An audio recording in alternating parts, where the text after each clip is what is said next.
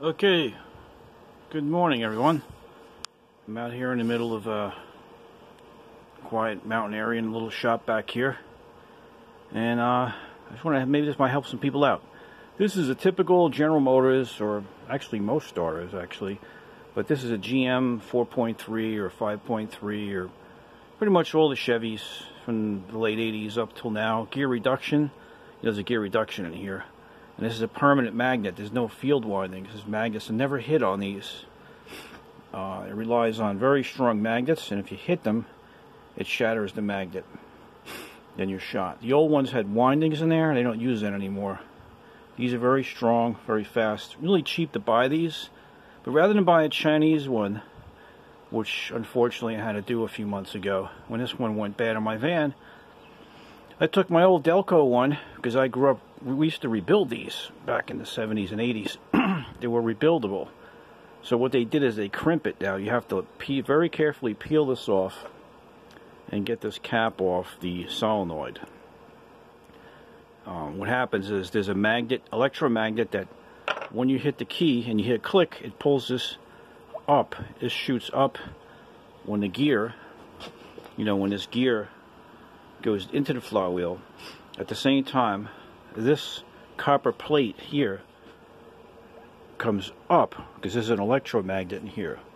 So basically that copper bar transfers the power from the battery cable, which is on this, to the electric motor part, which is this, to these brushes in here. So what you want to do is take it apart. It's really easy. Very carefully take it apart. The brushes are perfect. See them? Clean them, make sure they're all free and clean. Wash it out. The commutator polish with Scotch-Brite. Just check that. Okay.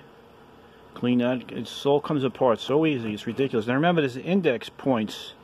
When it goes back together, it has to be indexed to a notches. So you have to be careful. Take a magic marker or scratch something to make sure you put it back the way it goes. Same for this. So what happened on this one, normally one of these studs just wears out from thousands of starts. See, it's worn a little bit, the copper. A lot of times it's green or corroded. If it sits for a while, you hit click, click, click, and it don't crank. Usually all it is this is green or burnt when you hit click and no crank. So if you clean these, or file them a little bit, or get new ones from another starter, this one's not bad. And that's inside the cap, of course. In this case, if you look, let me try to point to it. There's a small wire here. See this wire?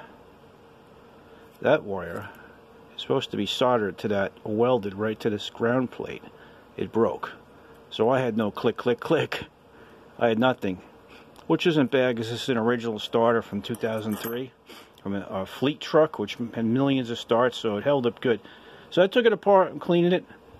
You got to unsolder. The only pain on this is you got to get a good soldering gun and unsolder these two points. That's the start wire. So I mark start here. So you put it back. Clean it all. Put it all back together. Grease it. And it's probably good for a spare or an emergency if you don't have it. Because there's a very special socket for this. See that? That's a reverse Torx. I have the set from Matco. It's $100. I forget the number. It's a T7 or some tiny one. That won't even fit in there. You need a special socket, so they don't want you to rebuild these. But guess what? I'm rebuilding it. And I already fixed the one on my skid steer and a few other cars. Because I think you can buy these solenoids. They're like $30-40. But why not just fix it if it's still good? And besides, like I said, I'm not buying nothing from China no more. I don't care what anybody says. I'll go to the junkyard and buy a used junk thing and fix it. I'm not giving them one damn penny.